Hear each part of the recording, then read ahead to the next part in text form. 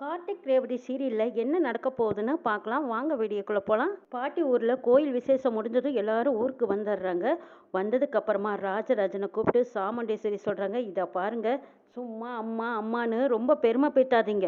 அந்த கிழவியும் சரி, அந்த கிழவியோட பேரனும் சரி, அவங்களால எல்லாம் எதுவும் செய்ய முடியல. உங்களை போலீஸ் பிடிச்சிக்கிட்டு போயிடுச்சுன்னு கேள்விப்பட்டதும் அங்கே ராஜ சேதுபதியோட பேரில் யாரும் வந்து உதவலை. அது மட்டும் இல்லை, அந்த ஊர் மக்களும் சேர்ந்து உங்களுக்கு உதவ வரல. அப்போவும் ஏன் மாப்பிள்ளை தாங்க அங்கே வந்து உங்களை காப்பாற்றினாரு. உங்கள் அப்பா அம்மா செல்வாக்கெல்லாம் அங்கே எடுபடலைங்கிறது இப்போவாவது நீங்கள் புரிஞ்சுக்கோங்க. நமக்கு இந்த ஊரில் என்ன மரியாதை இருக்கோ அதே மாதிரி நம்ம மாப்பிள்ளைக்கும் ஒரு பவர் இருக்குங்க. அவர்னால தான் உங்களை வெளியில் எடுக்க முடிஞ்சதுன்னு ரொம்ப பெருமையாக பேசிகிட்டு இருக்காங்க. ஐயோ, அத்தை திரும்ப திரும்ப பாட்டியோட பேரன்னு சொல்லிட்டு இருக்காங்களே தவிர அந்த பேரை நம்ம கார்த்தி தானே தெரியாமல் பேசிகிட்டு இருக்காங்கன்னு மயில் வாகனமும் ராஜராஜனும் பேசுகிறாங்க. ஆமாம் மாப்பிள்ளை, சாமுண்டீஸ்வரி உண்மை தெரியாதனால தான் இப்போ நம்ம மாப்பிள்ளையே பெருமையாக பேசுகிறா. இருந்தாலும் அதுவும் நல்லதுன்னு நினச்சிக்குவோங்கிறாங்க ராஜராஜன். சரி சரி, எல்லாரும் ஊருக்கு போயிட்டு வந்த சந்தோஷத்தில் இன்னொரு சந்தோஷமான விஷயத்தையும் சொல்கிறேன், கேட்டுக்கோங்க. ரேவதி, உனக்கு வர வெள்ளிக்கிழமை நல்ல நாளில் தாலி பிரிச்சு கொடுக்குற ஃபங்க்ஷன் வச்சுருக்கோம். நீ ரெடியாக இருக்கையில் உனக்கு சம்மதம் தானேன்னு சாமுண்டீஸ்வரி ரேவதி கிட்ட கேட்குறாங்க. ரேவதி மனசுக்குள்ளேயே நினைக்கிறாங்க, வேண்டான்னு சொன்னால் விடவா போகிறீங்க? நான் கொஞ்ச நாளையில் ஆஸ்திரேலியா கிளம்ப போகிறேன். அதுக்கு முன்னாடி எல்லாத்துக்கும் சரி சரின்னு தலையாட்டினா தான் நம்மளால இங்கேருந்து கிளம்ப முடியல. ஏதாவது முரண்படுச்சோம்னா இந்த விஷயம் தெரிஞ்சால் கண்டிப்பாக நம்மளை வெளிநாடு அனுப்ப மாட்டாங்க. அதனால நம்ம வெளியூர் போகிற வரைக்கும் கொஞ்சம் அமைதியாக அவங்க சொன்னதுக்கெல்லாம் தலையாட்டிக்கலான்னு மனசுக்குள்ளே நினச்சிக்கிட்டு, அம்மா நீங்கள் என்ன சொன்னீங்கனாலும் எனக்கு சம்மதம். உங்கள் பேச்சுக்கு நான் மறுப்பு சொல்ல முடியுமா? நான் தான் சொல்ல முடியாது. நீங்கள் என்ன நினைக்கிறீங்களோ அதுதாம்மா நடக்குதுங்கிறாங்க ரேவதி. சாமுண்டீஸ்வரி கேட்டதும் ரேவதி காத்திருந்து சரின்னு சொல்கிற மாதிரி இப்படி சொல்லிட்டாளேன்னு சந்திரா, ரோஹிணி, துர்கா இவங்க எல்லாத்துக்கும் ஆச்சரியமாக இருக்குது. நீ சரின்னு சொன்னது எங்களுக்கு எல்லாத்துக்கும் சந்தோஷம். மாப்பிள்ளை, மண்டபம் பார்த்து தாலி பிரித்து கொடுக்குற விசேஷத்தை மண்டபத்திலேயே வச்சுக்கலாம் மாப்பிள்ளை. கல்யாணத்துக்கு அழைச்ச மாதிரியே கூட்டத்தை அதிகமாக கூப்பிட்டு பிரம்மாண்டமாக நடத்தணும். அதுக்கான ஏற்பாடுகளும் வேலைகளையும் நீங்கள் பார்த்துருங்கன்னு சொல்லி மயில் வாகனத்துக்கிட்ட பொறுப்பை ஒப்படைக்கிறாங்க. சரிங்கத்த, நான் பார்த்துக்கிறேங்கிறாங்க மயில் வாகனம். ரேவதி மனசில் ஓடிக்கிட்டே இருக்குது, நம்ம கூடிய சீக்கிரம் ஆஸ்திரேலியா போயிடுவோம். அதுக்கு முன்னாடி இந்த மகேஷ் எங்கே இருக்கான்னு தெரிஞ்சா மாயாக்கா கிட்ட ஒப்படைச்சிடலாம். பாவம் மாயாக்கா மகேஷ் அக்கானு அழுதுட்டு கிடக்குறாங்க. திரும்பவும் ஒரு தடவை இந்த டிரைவர் ராஜா கிட்ட கேட்டு பார்க்கலாமா அப்படின்னு ரேவதி, ராஜா மகேஷ் இருக்கிற இடம் உனக்கு தெரியும், கண்டிப்பாக உனக்கு தெரிஞ்சிருக்க வாய்ப்பு இருக்குது, சொல்லிடு. அவங்க எங்கே கடத்தி வச்சிருக்க சொல்லுன்னு கேட்குறாங்க. ரேவதி, என்ன நீ முட்டாள்தனமாக பேசிகிட்டே இருக்க? அந்த மகேஷை கடத்தி நான் என்ன செய்ய போகிறேன்? அப்படியே கடத்தி வச்சிருந்தா நான் உங்ககிட்ட சொல்ல மாட்டேனா? அந்த மாதிரி சீப்பான புத்தியெல்லாம் என்கிட்ட கிடையாதுங்கிறாங்க கார்த்தி. அவரை நீ கடத்தி வச்சிருந்தா உனக்கு லாபம் தானே. எங்கள் வீட்டு சொத்துக்கு ஆசைப்பட்டிருக்க, ஏன் என் மேலே ஆசைப்பட்டிருப்ப? இது எல்லாமே மகேஷ் என்ன கல்யாணம் பண்ணிக்கிட்டா அவருக்கு போயிடுமே நினச்சி கூட நீ அவரை கடத்தி வச்சிருக்கலாமல்ல. அதுக்காகத்தான் நான் உன்னை சந்தேகப்பட்டு கேட்குறேங்கிறாங்க ரேவதி. பார் ரேவதி, காசு பணத்துக்கோ இதுக்கு எதுக்குமே நான் ஆசைப்பட்டெல்லாம் உன் கழுத்தில் தாலியை கட்டலை. சந்தர்ப்ப சூழ்நிலை உங்கள் அம்மா கேட்டுக்கிட்டாங்களேன்னு தான் நான் அந்த நேரத்தில் உன் கழுத்தில் தாலியை கட்டினேன். வேற ஒரு எந்த காரணமும் கிடையாது. இதோட நான் எத்தனை தடவை உங்ககிட்ட சொல்லிட்டேன். இதுக்கப்புறமும் நான் உங்ககிட்ட இதை பற்றி பேச விரும்பலைன்னு சொல்லி கார்த்தி பேசாமல் அமைதியாக படுத்துடுறாங்க. படுத்ததும் தூங்குறாங்க. எத்தனை தடவை கேட்டாலும் இதையே திருப்பி திருப்பி சொல்கிறானே, அப்போ மகேஷ் யார் தான் கடத்தி வச்சிருப்பான்னு யோசிச்சுட்டு இருக்காங்க ரேவதி. யோசிச்சு அப்பா தலையே வலிக்கும் போல இருக்குன்னு அப்படியே காத்தாட வெளியில் வரலான்னு வர்றாங்க. அப்போ சாமுண்டீஸ்வரிக்கு ஒரு ஃபோன் வருது. யார் அது? அம்மா ஃபோன் பேசுகிற மாதிரி இருக்குது. அம்மாவுக்கு இந்த நேரத்தில் யார் ஃபோன் பண்ணியிருப்பாங்க அப்படின்னு ரேவதி அந்த பக்கமாக ஒளிஞ்சு நின்று கேட்டுட்டு இருக்காங்க. சாமுண்டீஸ்வரி பேச்சு வாக்குல, என்ன அந்த மகேஷ் சாப்பிட மாட்டேங்கிறானா? அவன் உங்ககிட்ட இருந்து தப்பிச்சு போயிட போறான், கவனமாக பார்த்துக்கங்க, நான் இப்போ அங்கே வரேங்கிறாங்க. இதை கேட்டதும் ரேவதிக்கு அப்படியே தூக்கி பாரி போடுது. மகேஷுங்கிறாங்க, தப்பிச்சு போயிட போகிறாங்கிறாங்க. அப்போ என்னவா இருக்கும்? அம்மா அப்போ இந்த நேரத்தில் எங்கே போகிறாங்க? சரி, நாமளும் பின்னாடி போய் பார்க்கலாமான்னு ரேவதிக்கு ஒரு யோசனை. சாமுண்டீஸ்வரிக்கு தெரியாமையே காருக்கு பின்னாடி டிக்கியை திறந்து ரேவதி டிக்கிக்குள்ளே படுத்துக்கிறாங்க. சாமுண்டீஸ்வரி கார் சாவியை எடுத்துகிட்டு வந்து அவங்களே கார் கதவை திறந்து காரை ஓட்டிக்கிட்டு போகிறாங்க. அம்மா இந்த நேரத்தில் எங்கே தான் போவாங்களா இருக்கும்? அப்போ அந்த மகேஷ் இவங்க கஸ்டடியில் தான் வச்சுருக்காங்களா அப்படின்னு ரேவதிக்கு நல்லாவே சந்தேகம் உறுதியாயிடுது. சாமுண்டீஸ்வரி ஒரு இடத்துல கார் நிறுத்துறாங்க. கார் நிறுத்துனதும் அவங்க இறங்கி போகிறாங்க. அவங்களுக்கு பின்னாடியே ரேவதியும் இறங்கி போய் அந்த பக்கம் ஜன்னல் வழியா நின்று பார்க்குறாங்க. மகேஷை கட்டி போட்டு வச்சிருக்காங்க. 4-5 பேர் கூட ரவடிங்க நிற்கிறாங்க. இதை பார்த்ததும் ரேவதிக்கு தூக்கி வரி போடுது. அட கடவுளே, இவ்வளவு நாளாக அம்மா தான் அந்த மகேஷை கடத்தி வந்து வச்சிருக்காங்களா? அம்மா ஏன் இந்த மாதிரி ஒரு வேலையை பார்த்தாங்கன்னு ரேவதிக்கு அம்மா மேலே சரியான கோவம் வருது. இந்த உண்மை தெரியாமல் நம்ம டிரைவர் ராஜா மேலே எவ்வளோ கோவப்பட்டோம், அவன் மேலே சந்தேகப்பட்டோமே. அம்மா இப்படி ஒரு காரியத்தை பண்ணுவாங்கன்னு நான் நினச்சி கூட பார்க்கல. அம்மாவை எத்தனையோ தடவை மகேஷ் எங்கே போயிருக்கான் என்னன்னு கேட்ட போதெல்லாம் அதை பற்றி எதுவும் பேசாத, இப்போ நான் நான் சொன்னதை செய் நான் சொன்னதை செய்யன்னு சொன்னாங்களே தவிர மகேஷ் இவங்க தான் கடத்தி வச்சிருக்காங்கன்னு ஒரு வார்த்தை கூட சொல்லலையே. இப்படி ஒரு காரியத்தை பண்ணாங்க, இவ்வளவு சீப்பா நடந்துக்குவாங்கன்னு நினைச்சு பார்க்கலையேன்னு சரியான கோவத்தில் இருக்காங்க ரேவதி. சாமுண்டேஸ்வரியை பார்த்ததும் மகேஷ் கெஞ்ச ஆரம்பிக்கிறாங்க. மேடம் என்னை தயவு செய்து விட்டுருங்கன்னு கெஞ்சுறாங்க. விட்டுருவேன், ஆனா நான் சொன்ன மாதிரி நீ நடந்துக்கணுங்கிறாங்க. சொல்லுங்க மேடம், நீங்க என்ன சொன்னாலும் நான் செய்யறேங்கிறாங்க மகேஷ். இன்னும் 2 நாளையில என் பொண்ணுக்கு தாலி பிரிச்சு கோர்க்கிற ஃபங்க்ஷனை வச்சிருக்கேன். பெரிய மண்டபத்துல ரொம்ப கிராண்டா இந்த ஃபங்க்ஷன் நடக்க போகுது. அங்க நீ ரேவதி கிட்ட வந்து மன்னிப்பு கேட்டுட்டு உனக்கும் மாயாவுக்கும் என்ன உறவு இருக்குங்கிறத ரேவதி கிட்ட நீ சொல்லணும். அந்த இடத்துக்கு மாயாவையும் வர வச்சு நீயும் மாயாவும் நடந்த உண்மைகள் அத்தனையும் நீ சொல்லணும். என் உண்மையை என் பொண்ணுகிட்ட சொல்லாம ஏதாவது மாத்தி சொல்லான்னு மட்டும் நினைச்ச, இதோ என் கையில வச்சிருக்கேனே துப்பாக்கி, அதுதான் பேசும். உயிரோட போக மாட்டேன், ஜாக்கிரதைங்கிறாங்க. மேடம், நடந்த அத்தனை உண்மைகளையும் நான் சொல்லிடுறேன். எனக்கு மாயாவுக்கு என்ன உறவு இருக்கு, மாயாவும் எப்படியெல்லாம் பழகணுங்கிறது எல்லாமே நான் சொல்லிடுறேன் மேடம். தயவு செய்து என்னை விட்டுருங்க, கொன்னுடாதீங்கன்னு கெஞ்சுறாங்க மகேஷ். அந்த பயம் இருக்கட்டும். இவன் சாப்பிட்டது ஒழுங்கா நல்லா கட்டி போடுங்க, தப்பிச்சு போயிட போறான். சொல்ற வரைக்கும் இவனை அவுத்து விட்டுறாதீங்க. நான் சொல்ற அன்னைக்கு அங்க மண்டபத்துக்கு கூட்டிட்டு வந்துருங்கன்னு சொல்லிட்டு சாமுண்டீஸ்வரி அங்கிருந்து கிளம்பி போறாங்க. ரேவதி வீட்டுக்கு வந்ததும் கார்த்தியை பாக்குறாங்க. கார்த்தி எதுவும் தெரியாம அமைதியா தூங்கிட்டு இருக்காங்க. அவங்கள பார்த்ததும் ரேவதி மனசு இலகுது. ஐயோ, உன்னை பத்தி நான் தப்பா நினைச்சிட்டேனே. உங்ககிட்ட எத்தனை தடவை மகேஷை பத்தி கேட்ட போதெல்லாம் எனக்கும் மகேஷ்க்கும் சம்பந்தம் இல்லை, நான் மகேஷை கடத்தல. உனக்கு எந்த அளவுக்கு தெரியுமோ அதே மாதிரி தான் எனக்கும் தெரியும். மகேஷை காணணும், நானும் போலீஸ்ல கம்ப்ளைண்ட் கொடுத்துருக்கேன். கூடிய சீக்கிரம் அவங்க தேடி கண்டுபிடிச்சிருவாங்கனால நீ எனக்கு சப்போர்ட்டா ஹெல்ப் பண்ணிருக்க. இது தெரியாம நான் உன் மனசு நோகும்படி எத்தனையோ தடவை உன்னை பேசிட்டேனே, சாரி ராஜா அப்படின்னு மனசுக்குள்ள வருத்துறாங்க ரேவதி. மகேஷை நான் காதலிக்கிறேன்னு தெரிஞ்சதும் என்னோட காதலுக்கும் கல்யாணத்துக்கும் ஹெல்ப் பண்ணனதே ராஜா தான். ஆனா திடீர்னு மகேஷை பத்தி என்ன உண்மை தெரிஞ்சதுன்னு தெரியல. மகேஷை கடத்தி வச்சுக்கிட்டு திடீர்னு இந்த டிரைவர் ராஜாவுக்கு ஏன் கல்யாணம் பண்ணி வச்சாங்க, இதுதான் எனக்கு உண்மை என்னங்கிறதே புரியலையே. ஆனா டிரைவர் ராஜாவும் மகேஷை பத்தி அம்மா கிட்ட தப்பா சொன்னதெல்லாம் எதனால, ஏதோ ஒன்று மகேஷை பத்தி தெரிஞ்சிருக்காங்க. ஆனா அது என்னங்கிறத நமக்கு தெரியல. எல்லாமே தெரிஞ்சு வச்சுக்கிட்டு அம்மா இந்த மகேஷை கடத்தி வச்சுக்கிட்டு என்கிட்ட எந்த உண்மையுமே சொல்லாம மறைச்சது எவ்வளோ பெரிய தப்பு. டிரைவர் தான் நமக்கு துரோகம் பண்ணிட்டாரோன்னு நினைச்சா, ஆனா எங்க அம்மா தான் எனக்கு துரோகம் பண்ணியிருக்காங்கன்னு இப்பதானே தெரியுதுன்னு யோசிச்சுக்கிட்டே வந்திருக்காங்க ரேவதி. ரேவதி திரும்பவும் கார்த்தியை பாக்குறாங்க. நமக்கு எல்லா இடத்துலயும் இவர் எவ்வளவோ உதவி இருக்காரு, நம்ம குடும்பத்துக்கும் நல்ல பாதுகாப்பாகவும் நல்ல உதவியாகவும் இருந்திருக்காங்க. ஒரு நல்ல மனுஷனா புரிஞ்சுக்காம தப்பா பேசிட்டேன்னு எவ்வளவு நல்லவரா இருந்திருக்காருன்னு ரேவதி இப்ப கார்த்தியை பார்த்து நெகிழ்ச்சியோட நின்றுட்டு இருக்காங்க. காலையில எந்திரிச்சதும் டிரைவர் ராஜா கிட்ட மன்னிப்பு கேட்கணும்னு ஒரு முடிவுல இருக்காங்க ரேவதி. அடுத்த நாள் காலையில சாமுண்டீஸ்வரி ரேவதியை கூப்பிட்டு, ரேவதி இன்னும் 2 நாளையில விசேஷம் இருக்கு, மாப்பிள்ளையை கூட்டிட்டு போய் உனக்கு தேவையான நகை புடவை இதெல்லாம் எடுத்துட்டு வந்துருங்கிறாங்க. அதெல்லாம் இருக்கட்டும். ஆமா, மகேஷை பத்தி உங்களுக்கு ஏதாவது தகவல் தெரிஞ்சுதாங்கிறாங்க. என்ன ரேவதி மகேஷை பத்தியே கேட்டுட்டு இருக்க, மகேஷ்க்கு நமக்கு என்ன சம்பந்தம், அவன் தான் கல்யாணத்தும் போது காணாம ஓடி போயிட்டானே, திரும்ப திரும்ப அவனை பத்தி ஏன் பேசுற. சாமுண்டீஸ்வரி சொல்லவும், இல்லம்மா மாயக்கா பாவம், அவங்க அழுதுகிட்டே இருக்காங்க, அதான் எங்க இருக்காங்கன்னு தெரிஞ்சா மகேஷ் நம்ம அவங்களோட சேர்த்து வச்சிடலாமல, அதுக்கு தான் கேட்டேங்கிறாங்க ரேவதி. அப்பா ரேவதி, உனக்கு டிரைவர் ராஜா கூட கல்யாணம் ஆயிடுச்சு, வாழ்க்கையை பத்தி மட்டும் நீ யோசி, அவனை பத்தி யோசிக்காதேன்னு சொல்லிட்டு சாமுண்டீஸ்வரி அங்கிருந்து வேகமா போறாங்க. அம்மா ஏன் இப்படி எல்லாம் பண்ணிட்டு இருக்காங்கன்னு ஒண்ணுமே புரியலையே. ராஜா எவ்வளவு நல்லவருங்கிறது தெரியும், ஆனா மகேஷை என்ன காரணத்தினால இப்படி கட்டி போட்டு அடைச்சு வச்சிருக்காங்கன்னு தான் ஒன்னும் புரியலையேன்னு நினைக்கிறாங்க ரேவதி. இங்க நடக்கிற விஷயங்கள் அத்தனையும் மாயாவுக்கு போன் பண்ணி சொல்லிடுறாங்க சந்திரா.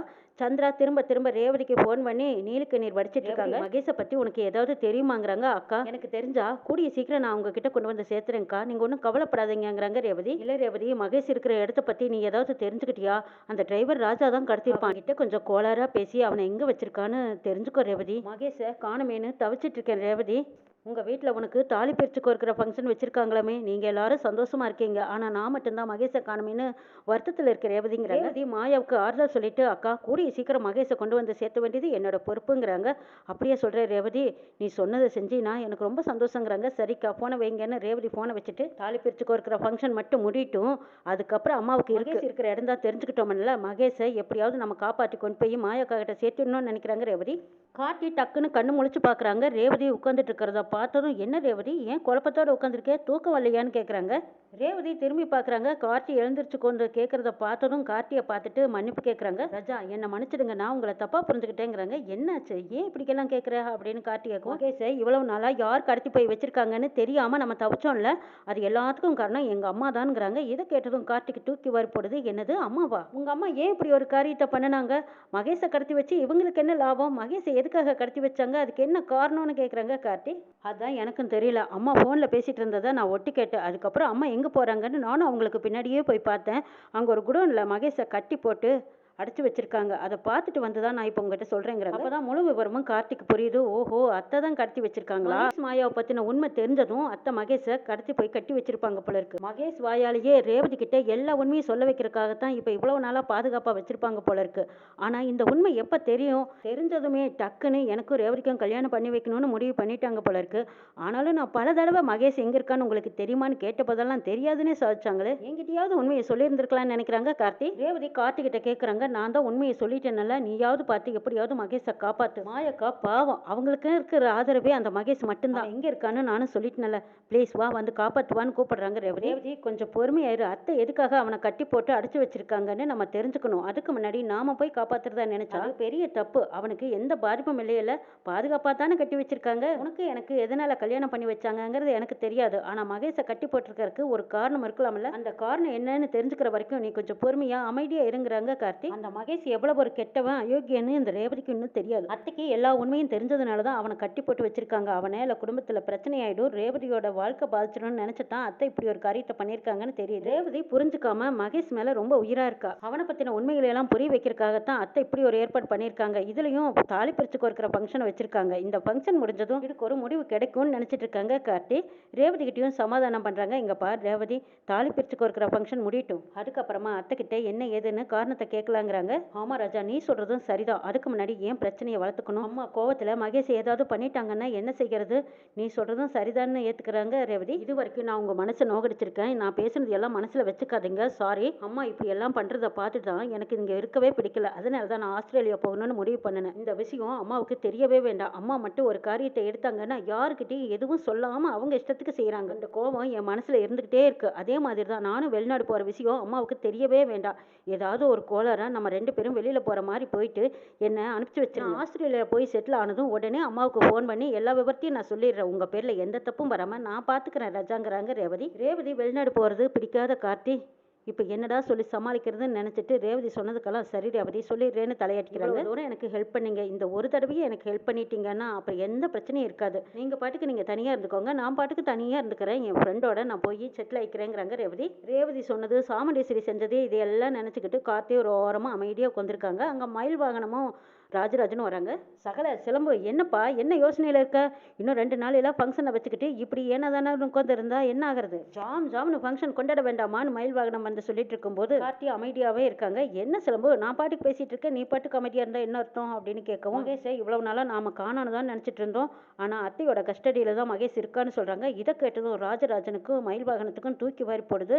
சிலம்பு, என்னப்பா சொல்கிற? அத்தையோட கஸ்டடியில் தான் மகேஷ் இருக்கானா? ஆமாம், அத்தை தான் கட்டி போட்டு வச்சிருக்காங்களா, இல்லை பாதுகாப்பாக கட்டி போட்டு வச்சுட்டு அவங்க தான் அப்பப்போ போய் பார்த்துட்டு வர்றாங்கன்னு ரேவதி சொன்னா. ரேவதி கண்ணால பார்த்துருக்கான்னு கார்த்தி சொல்றாங்க. மாப்பிள்ளை, சாமுண்டீஸ்வரியா மகேஷை கடத்தி வச்சிருக்கா, இது வரைக்கும் யாருக்கிட்டையும் சொல்லாம வச்சிருக்காளேங்கிறாங்க ராஜராஜன்.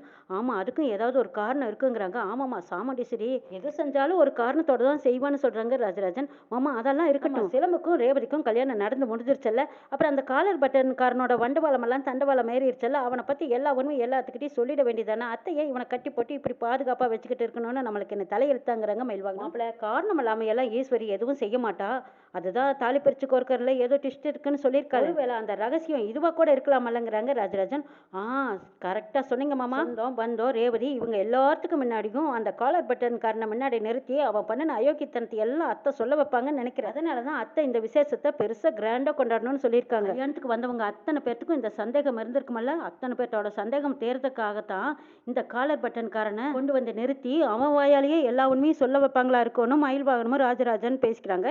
இதை கேட்டுட்டு இருக்கிற கார்த்திக்கு இதுதான் உண்மையா இருக்கும்னு நினைக்கிறாங்க. வெள்ளிக்கிழமை காலையில எல்லாரும் பரபரப்பா மண்டபத்துக்கு கிளம்புறதுக்காக ரெடி ஆயிட்டு இருக்காங்க. அப்பதான் 50 லட்சம் ரூபாய் பணத்தை ராஜராஜன் கிட்ட இந்தாங்க, இதை பத்திரமா வச்சிருங்க, அதுவும் நம்ம ரூம்ல பாதுகாப்பா வைங்க, நான் கேட்கும் போது இந்த பணத்தை கொடுங்கன்னு சொல்லி கொடுக்குறாங்க. ராஜராஜனும் அவங்க ரூம்ல தான் பாதுகாப்பா பத்திரமா கொண்டு வைக்கிறாங்க. இது எல்லாம் சந்திரா பார்த்துக்கிட்டே இருந்துட்டு சிவனாண்டிக்கு போன் அடிக்கிறாங்க. எங்க அக்கா பணம் 50 லட்சம் ரூபாய் எங்க மாமா கையில கொடுத்து எங்க மாமா ரூம்ல வச்சிருக்காங்க, இது கணக்குல வராத பணம், அதனால நீங்க இன்கம் டேக்ஸுக்கு போன் பண்ணி உடனே இந்த தகவலை கொடுங்கங்கிறாங்க சந்திரா. சிவனாண்டி இன்கம் டேக்ஸ் ஆஃபீஸருக்கு ஃபோன் பண்ணுறாங்க. அவங்க நீங்கள் யாருன்னு கேட்குறாங்க. சார் எனக்கு தகவல் தெரிஞ்சதை உங்ககிட்ட சொல்லிட்டேன். நான் யார் என்னங்கிற விவரத்தையெல்லாம் சொல்லணுங்கிற அவசியம் இல்லையில. சாமுண்டீஸ்வரி வீட்டை சோதனை போட்டிங்கன்னா கணக்கில் வராத பணம் ஏகப்பட்ட பணத்தை நீங்கள் எடுக்கலாம் சார்னு சொல்லிடுறாங்க சிவனாண்டி. விஷயத்தை கேள்விப்பட்டதும் சாமுண்டீஸ்வரி இருக்கிற இடத்துக்கே இன்கம் டேக்ஸ் ஆஃபீஸர் வந்திருக்காங்க. அவங்க எல்லாத்தையும் பார்த்ததும் சாமுண்டீஸ்வரிக்கு அதிர்ச்சியாக இருக்குது. சார் என்னது இங்கே வந்திருக்கீங்கன்னு கேட்கவும், ஆமாம் சோதனை போடணும், கணக்கில் வராத பணத்தை மண்டபத்தில் நீங்கள் பதுக்கி வச்சிருக்கிறதா எங்களுக்கு தகவல் வந்திருக்குதுங்கிறாங்க. இதை கேட்டதும் சாமுண்டீஸ்வரிக்கு தூக்கி வரிப்படுது. இந்த விஷயத்தை யார் சொல்லியிருப்பான்னு யோசிக்கிறாங்க. சார் அப்படி எதுவும் இல்லையே, எல்லா கணக்குக்கும் கம்ப்ளீட்டாக நான் ரசீது வாங்கிட்டு இருக்கிறேங்கிறாங்க. அதெல்லாம் தெரியாது மேடம், தகவல் வந்தபடி நாங்கள் சோதனை பண்ணணும், சோதனை பண்ணுறதுக்கு நீங்கள் எங்களுக்கு சப்போர்ட் பண்ணணும்னு கேட்குறாங்க. சரி சார் அப்போ நீங்கள் போய் பார்த்துக்கலாம் அப்படின்னு சாமுண்டீஸ்வரி உத்தரவு கொடுத்ததும் இன்கம் டேக்ஸ் ஆஃபீஸர் எல்லா ரூமையும் போய் செக் பண்ணிட்டு இருக்காங்க. ராஜராஜன் ஓடி வந்து சாமுண்டீஸ்வரி கிட்ட, என்ன ஈஸ்வரி சோதனை பண்ணுன்னு சொல்லிட்டேன், நம்ம ரூமில் தான் பணத்தை வச்சிருக்கேன், பணத்தை எடுத்துட்டாங்கன்னா என்ன செய்யறதுங்கிறாங்க.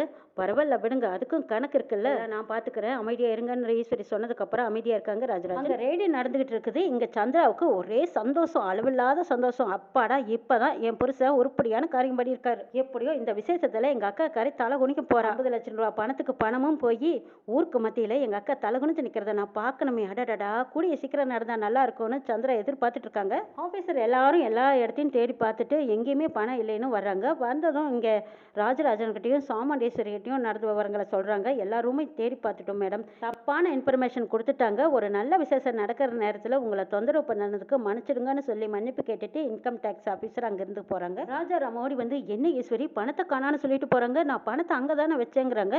எங்க நல்லா யோசிச்சு பாருங்க, பணம் அங்கேயே தான் வச்சிங்களாங்கிறாங்க. ஆட ஆமாம், நீ சொன்ன இடத்துல தான் ஈஸ்வரி நான் வச்சேன், ஒருவேளை இன்கம் டேக்ஸ் ஆஃபீஸர் யாராவது அவங்களுக்குள்ளேயே எடுத்திருப்பாங்களாங்கிறாங்க. பணம் இல்லைன்னு சொல்றத நினைச்சு சந்தோஷப்படுறதா இல்லை கிடைக்கலன்னு நினைச்சு சந்தோஷப்படுறதா எனக்கு ஒன்றும் புரியல ஈஸ்வரி. பணம் மட்டும் கண்டிப்பா அவங்க கையில யார் கையிலையாவது சிக்கியிருந்தா நிச்சயமா நம்ம எல்லாத்தையும் அரெஸ்ட் பண்ணியிருப்பாங்க, நாமளும் பதில் சொல்ல வேண்டியதா இருந்திருக்கும். அவங்க கைக்கும் பணம் கிடைக்கலன்னா அப்போ பணம் இங்கே தான் போயிருக்குங்கிறாங்க ராஜன். இல்லைங்க நீங்க வச்ச இடத்த போய் நல்லா பாருங்க அப்படின்னு சாமுண்டீஸ்வரி சொல்லவும் ராஜராஜன் மறுபடியும் அவங்க ரூம்பை போய் எல்லா இடத்துலையும் செக் பண்ணிட்டு வராங்க. இல்லை ஈஸ்வரி நான் வச்ச இடத்துலையும் காணா, அந்த ரூம்லயே பணம் எங்கேயுமே இல்லை. ஐயோ ஒரு காசா 2 காசா 50 லட்சம் நான் வச்சதும் யார் எடுத்திருப்பாங்கன்னு தெரியல ஈஸ்வரி, இப்போ என்ன செய்யறதுங்கிறாங்க ராஜன். ரேவதி ரோஹிணி இவங்க எல்லாரும் வந்து கேட்குறாங்க, ஏமா 50 லட்சம் ரூபாய் பணத்தை இங்கே எதுக்காக கொண்டு வந்தீங்க, அதுவும் அப்பா கையில் கொடுத்து ரூமில் தானே வைக்க சொன்னீங்க, அந்த ரூமுக்கு யாரெல்லாம் போனா அப்படின்னு எல்லாம் கேள்வி மேலே கேள்வி கேட்குறாங்க. எப்படி போச்சு என்னாச்சுன்னு ஒன்றுமே தெரியலையேன்னு எல்லாரும் அதிர்ச்சியிலையும் குழப்பத்தோட நின்றுட்டு இருக்கும்போது அப்போ தான் கார்த்தி வர்றாங்க. என்னாச்சு ஏன் எல்லாரும் இப்படி நிற்கிறீங்கன்னு கேட்குறாங்க. ஒரு நடக்கக்கூடாத விஷயம் நடந்துருச்சுங்கிறாங்க ராஜராஜன். என்னமாமா என்ன சொல்லுங்கன்னு கேட்கவும், இல்லை 50 லட்சம் ரூபாய் பணத்தை ஈஸ்வரி என்கிட்ட கொடுத்தா நானும் என் ரூமில் தான் கொண்டு வச்சிருந்த மாப்பிள்ள, பணம் இருக்கிற விஷயம் தெரிஞ்சு யாரோ இன்கம் டேக்ஸ் ஆஃபீஸருக்கு ஃபோன் பண்ணியிருக்காங்க, அவங்களும் திடுத்துப்புன்னு வந்து ரெய்டுக்கு வந்துட்டாங்க. ரெய்டு இப்போ தான் நடந்து முடிஞ்சு அவங்க கிளம்பி போயிட்டாங்க. ஆனால் இன்கம் டேக்ஸ் ஆஃபீஸருக்கும் அந்த பணம் கிடைக்கல, அந்த பணத்தை இங்கே இருக்கிற யாரோ தான் எடுத்திருக்காங்க, அது யாருன்னு தெரியலையா மாப்பிள்ளங்கிறாங்க. ஒரு காசா 2 காசா 50 லட்சம் இங்கே இருக்கிறவங்க தான் யாரோ திருடி இருக்கணும். அக்கா நீ தான் எல்லாத்தையும் யதார்த்தமாக நம்புறவளாச்சே, இதுதான் சான்ஸ்னு யாரோ இல்லாதவங்க தான் இந்த வேலையை பார்த்துருக்கணும். கார்த்தியை பார்த்து சந்திரா ஜாலியாக பேசிட்டு இருக்காங்க. கார்த்தி சந்திராவை பார்த்துட்டு, மாமா பணம் எங்கேயும் போகல, பாதுகாப்பா பத்திரமான இடத்துல இருக்கு, நீங்க பயப்படாதீங்கன்னு சொல்றாங்க. மாப்பிள்ள என்ன சொல்றீங்கன்னு சாமுண்டீஸ்வரி கேட்குறாங்க. ஆமா பணம் இருக்கிற விஷயம் தெரிஞ்சு ரெய்டு வருவாங்கன்னு எனக்கு கண்டிப்பா தெரியும், அதனால தான் நான் பாதுகாப்பா வச்சிருக்கேன்னு சொல்லி எல்லாத்தையும் சமையல் கட்டு கூட்டிட்டு போறாங்க. மாப்பிள்ள பணம் இங்கேயே இருக்கு அப்படின்னு ராஜராஜன் கேட்கவும், ஆமா மாமா பணம் மோர் குண்டாவுக்குள்ள தான் இருக்குன்னு சொல்லி மோர் குண்டாவுக்குள்ள கையிட்டு அந்த கவரோட பணத்தை எடுக்கிறாங்க. கவருக்குள்ள நல்லா பணத்தை போட்டு இறுக்கி கட்டி வச்சிருக்காங்க. அந்த பணம் பத்திரமா பாதுகாப்பா மோர்குண்டாவில் இருந்திருக்கு. அதை யாருமே தேடி பார்க்காதனால பத்திரமா வச்சிருந்து கார்த்தி எடுத்து சாமுண்டீஸ்வரி கிட்ட கொடுக்குறாங்க. இதை பார்த்துக்கிட்டு இருந்த சந்திரா, டே அப்பா இந்த டிரைவரு சரியான தந்திரக்காரன் தான், 50 லட்சம் ரூபாய் பணத்தை எவ்வளவு ஈஸியா மறைச்சு வச்சிருந்து எல்லாத்து கண்ணிலையும் மண்ணை தூவி விட்டுட்டு பணத்தை பத்திரமா வச்சிருந்து எடுக்கிறானு, இவனுக்கு இந்த மாதிரி அனுபவம் எல்லாம் இருக்குமா அப்படிங்கிற மாதிரி பாக்குறாங்க. ஆமாமா இவனே கார் டிரைவர், இவனுக்கு ஏது பணம், இவன் எப்படி இந்த மாதிரி எல்லாம் யோசிச்சு பணத்தை மறைச்சு வச்சிருந்து இப்ப நல்லவ மாதிரி பணத்தை எடுத்து கொடுக்குறானே, இவனை இப்படியே சும்மா விடக்கூடாதுன்னு நினைச்சுக்கிட்டு சந்திராவுக்கு இதுதான் நல்ல சான்ஸ் நினைச்சுக்கிட்டு, இங்க பார் டிரைவர், மாமா ரூமில் வச்சிருந்த பணம் உனக்கு எப்படி தெரியும், நீ யார்கிட்டையும் சொல்லாமல் இந்த பணத்தை எதுக்காக எடுத்த, ஒருவேளை இதை எடுத்து மறைச்சு வச்சிருந்து யாருக்கும் தெரியாமல் இதை நீயே அமர்த்திக்கலான்னு நினச்சியா, இப்போ பணத்தை காணாங்கிற விஷயம் தெரிஞ்சதும் எல்லாரும் முன்னாடியும் நல்லவ மாதிரி மறைச்சு வச்சிருந்து எங்கள் அக்கா கிட்ட எடுத்து கொடுக்குறியா, உன்னை பற்றி எனக்கு ஏற்கனவே தெரியும், நான் எத்தனையோ தடவை உன்னை பற்றி எங்கள் அக்கா கிட்ட சொன்னபோதெல்லாம் எங்கள் அக்கா நம்பினதே இல்லை, இப்போவாவது நம்புறியாக்கா, இன்கம் டேக்ஸ் ஆஃபீஸ்லேருந்து வந்ததும் பரவாயில்ல, அப்படி ஒருவேளை அவங்க வராமல் இருந்திருந்தா இவன் மோர்குண்டாவில் ஒழிச்சு வச்சிருந்து இவனே அந்த பணத்தை அமுத்திட்டு போயிடுவானா, இப்போவாவது இவனை பற்றி புரிஞ்சுக்கோங்க.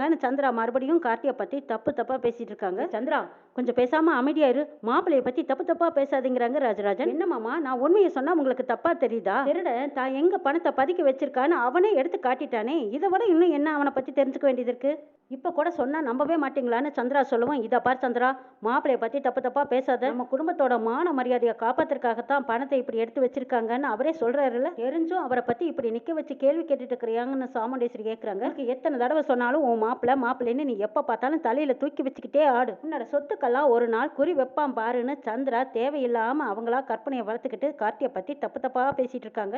ரேவதிக்கும் இப்ப சந்திரா மேல சரியான எரிச்சலும் கோவம் வருது. அவர் ரொம்ப நல்லவர், அவரை பத்தி தப்பா பேசாதீங்கன்னு ரேவதி கார்த்திக்கு சப்போர்ட் பண்றாங்க. சந்திரா கண்ணால இதை நம்பவே முடியல. என்ன ரேவதி நீயுமா இப்படி அப்படின்னு கேட்கவும், ஆமா சத்தி, நம்ம வீட்டுல இருக்கிறவங்கள விட வெளியில இருக்கிறவங்கள தாராளமா நம்பலான்னு சாமுண்டேஸ்வரி ஜாடியா பேசுறாங்க ரேவதி. சரி, இந்த பேச்சை இதோட விட்டுருங்க, தாலி பேச்சு கோர்க்கிற ஃபங்க்ஷனை சிறப்பா நடத்தலாங்கிறாங்க சாமுண்டேஸ்வரி. மாப்பிள்ள, ஒவ்வொரு தடவையும் நான் சிக்கல்லையும் சிரமத்திலையும் கஷ்டத்திலையும் ஆபத்திலையும் இருக்கும்போதெல்லாம் நீங்க தான் என்ன வந்து காப்பாத்திருக்கீங்க. இப்ப மட்டும் இந்த பணத்தை நீங்க பாதுகாப்பா வைக்கலனா இந்நேரம் நான் எல்லாரும் முன்னாடியும் தலை குனிஞ்சு நின்று இருக்கணும். நீங்க செஞ்ச காரியத்தால இன்னைக்கு நான் தலை நிமிர்ந்து நிக்கிறேன்னு சொல்லி நன்றி விசுவாசமா கையெடுத்து கும்பிடுறாங்க சாமுண்டேஸ்வரி. பெருந்தன்மையா அமைதியா நிக்கிறாங்க. அதை பார்த்த ரேவதிக்கு காதல் மரியாதை வளருது.